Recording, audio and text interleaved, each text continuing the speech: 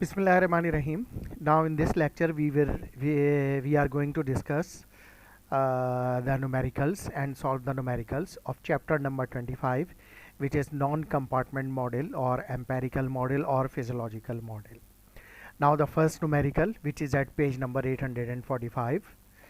After an intravenous bolus dose 500 milligram of an antibiotic, plasma time concentration data were collected and the area under the curve was computed to be 25 milligram per litre into our.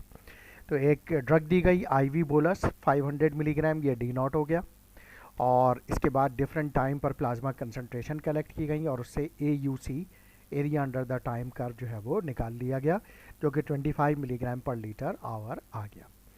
The area under the first movement curve यानी A U M C versus time curve was also calculated and found to be 100 milligram per litre into hour square. ठीक है, ये इसकी unit है, milligram per litre into hour square.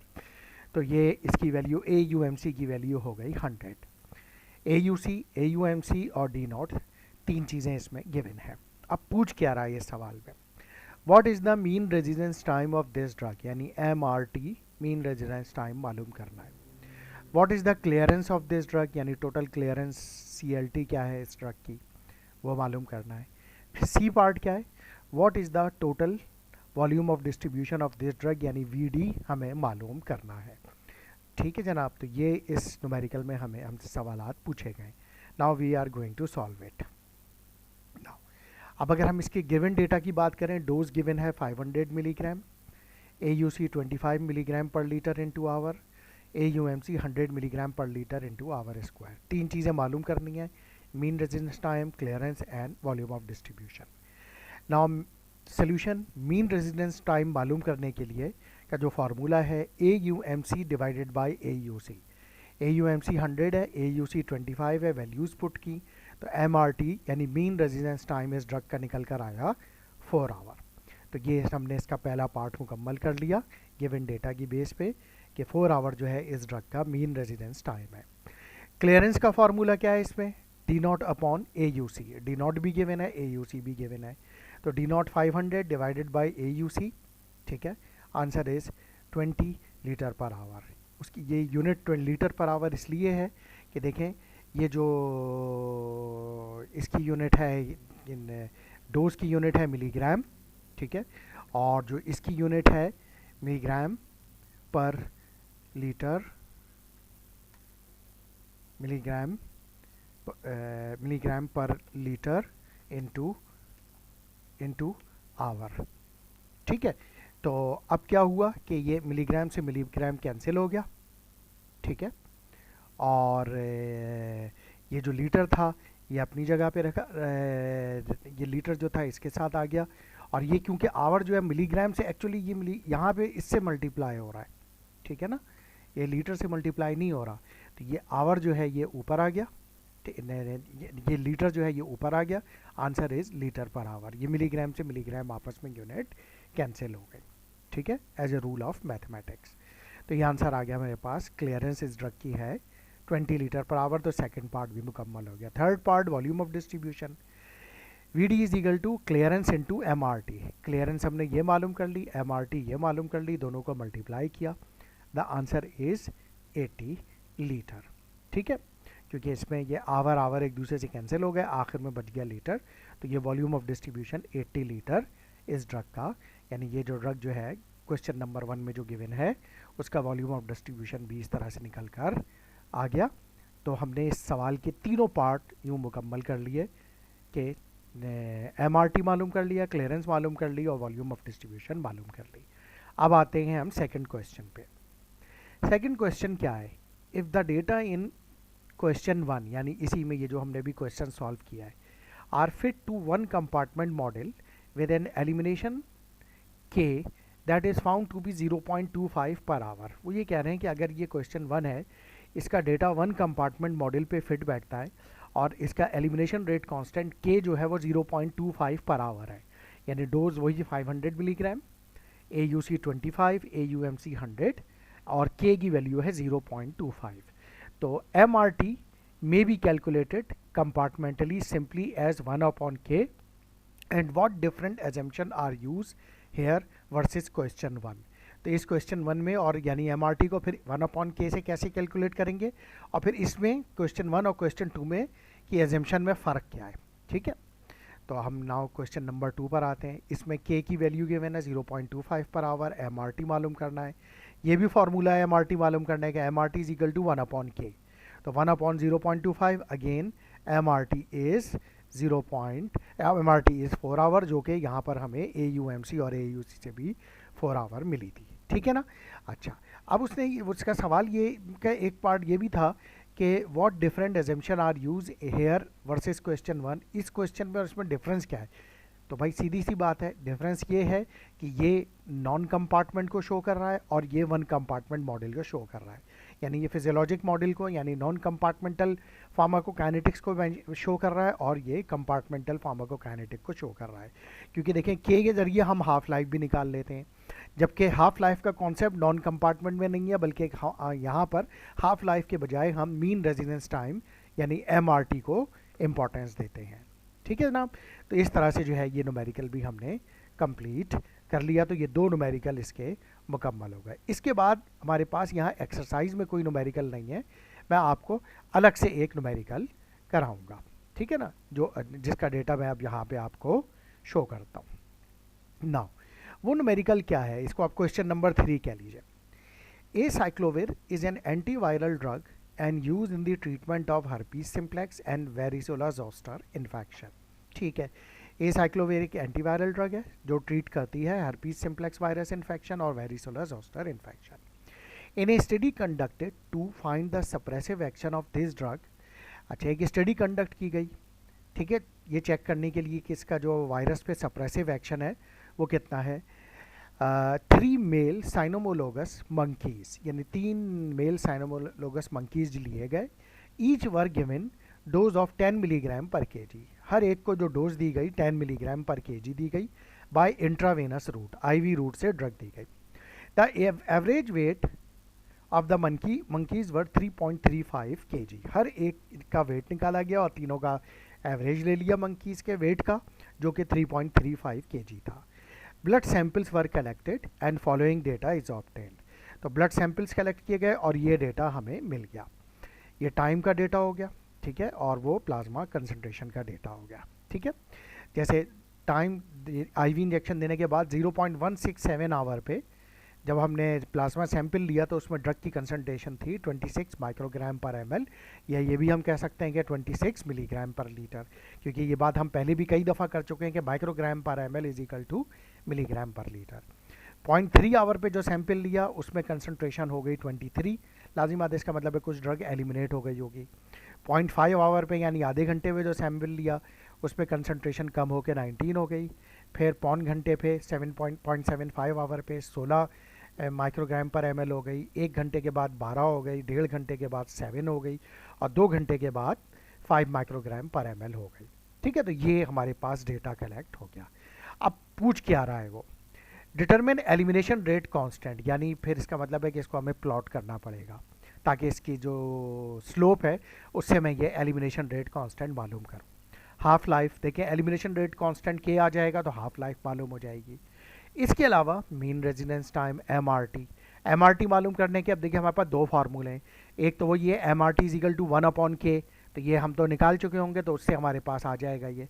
दूसरा ये है कि इसका AUC और AUMC भी निकाल लें, तो उससे क्या होगा कि AUMC डिवाइडेड बाय AUC, यानी इस फार्मूले से भी हम निकाल सकते होंगे MRT। ठीक है, तो हम दोनों को अप्लाई करेंगे यहाँ पर। ठीक है, अच्छा, इसके अलावा इनिशियल प्लाज्मा कंसंट्रेशन यानी टाइम 0 पर प्लाज्मा कंसंट्रेशन क्या थी, तो वो वाई इंटरसेप्ट से हमें पता चल जाएगा।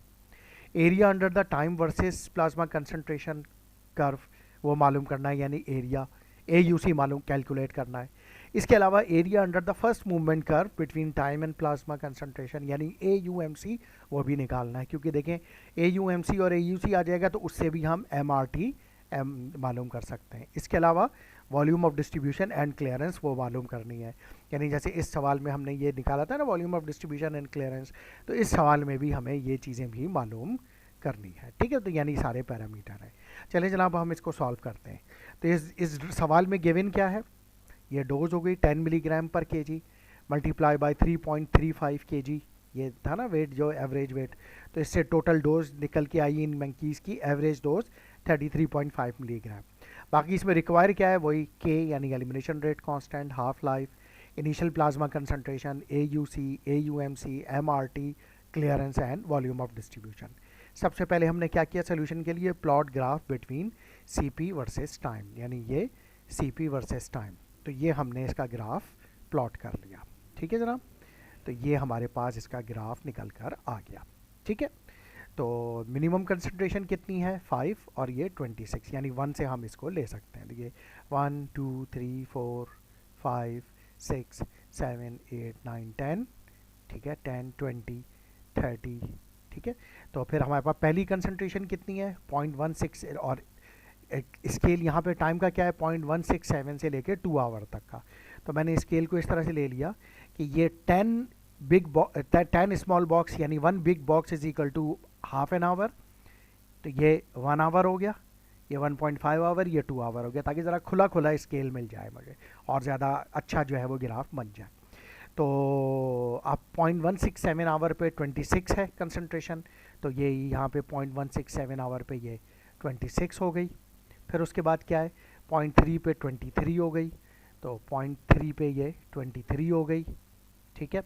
फिर 0.5 पे 19 हो गई, तो 0.5 है ये 19 हो गई वैल्यूज़। और फिर 0.75 पे 16 हो गई, 0.75 ये हो गया, ये इस पे ये 16 हो गई। 0.75 के बाद फिर ये 1 आवर पे 12 हो गई, ये 12 हो गई। और उसके बाद 1.5 पे 7 आवर हो गई, 1.5 पे ये 7 हो गई कंसंट्रेशन, ठीक है। और फिर ये 2 पे 5 हो गई, 2 पे ये 5 हो गई। अच्छा, अब मैंने क्या किया कि देखिए जिस पे मैक्सिमम लाइन जो है वो, देखिए ये डेटा से आउट हो रही है वैल्यू, ये भी थोड़ी सी आउट हो रही है और ये भी आउट हो रही है, लेकिन 1 2 3 और ये 4 वैल्यू बिल्कुल जो है वो सीधी लाइन हमें दे रही है। तो इस वजह जो मैक्सिमम हमें लाइन सीधी दे रही है वो हम सिलेक्ट कर लेते हैं। तो इस पर हमने पूरी एक सीधी लाइन खींची और यहाँ पे ले जाके ये वाई इंटरसेप्ट को भी क्रॉस किया, ताकि मेरे पास CP0 यानी इनिशियल प्लाज्मा कंसंट्रेशन भी ग्राफ से मालूम हो जाए।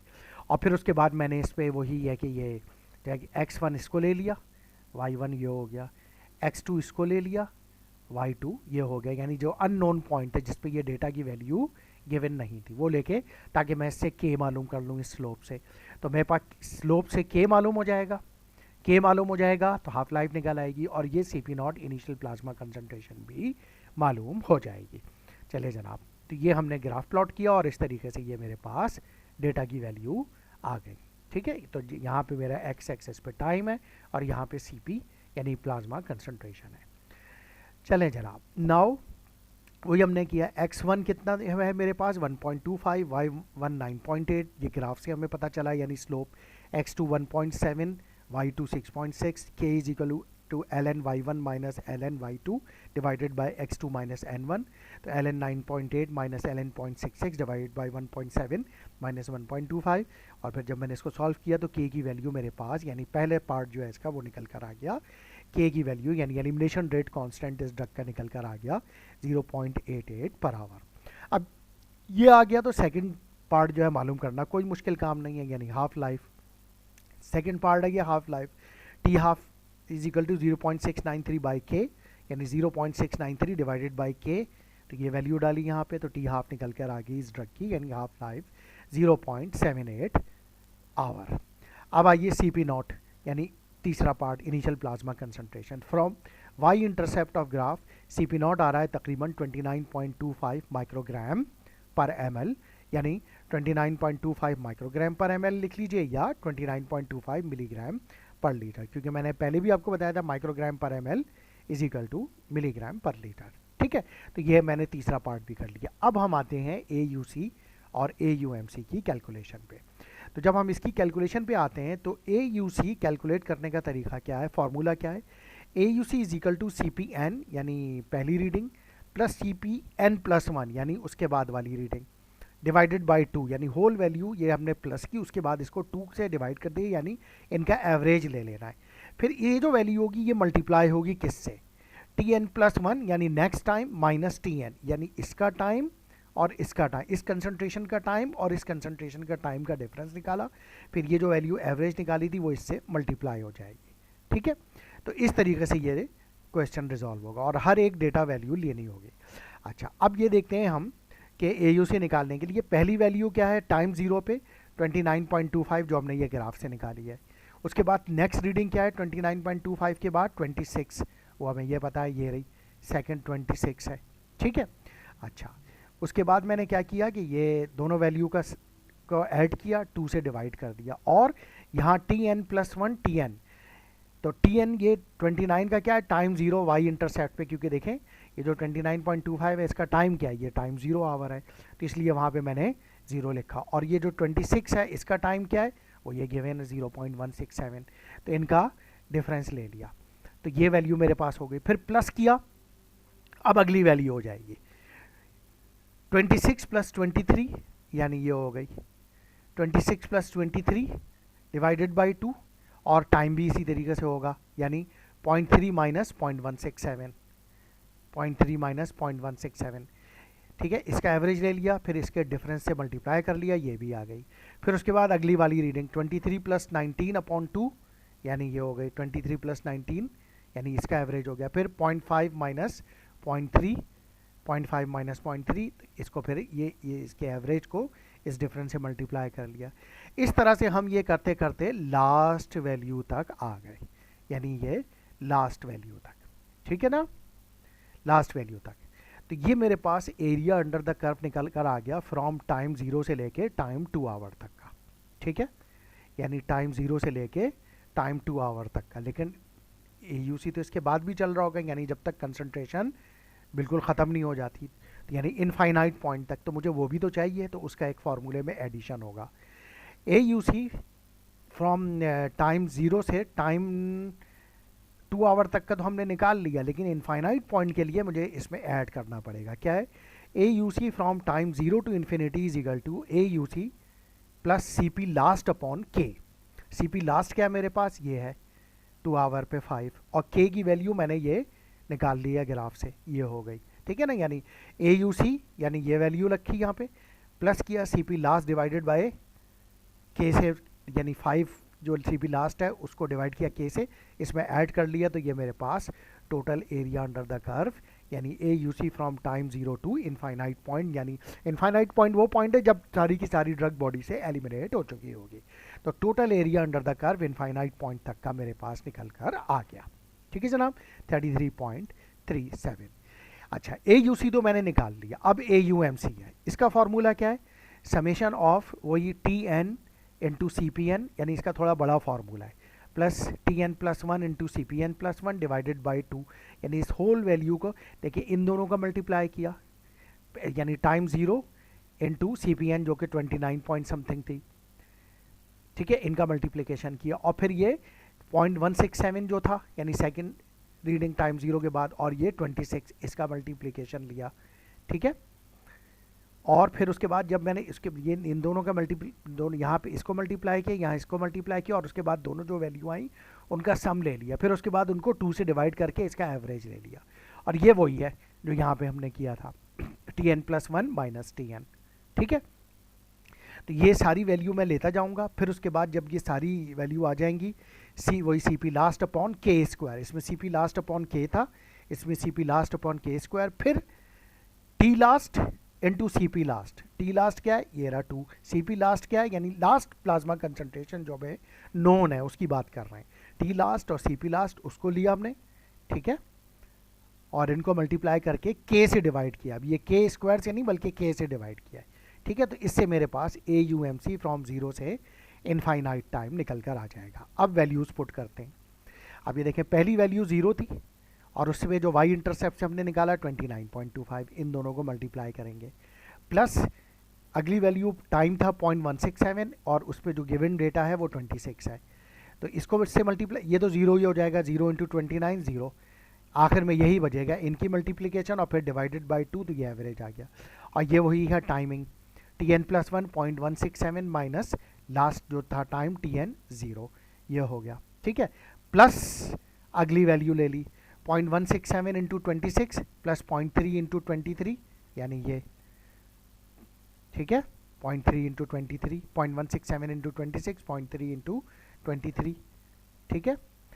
और उसके बाद ये इसको सॉल्व किया, दोनों का सम लिया डिवाइडेड बाय 2, और टाइमिंग में भी ऐसे ही अगले और पिछली के डिफरेंसेस हमने निकाल लिए।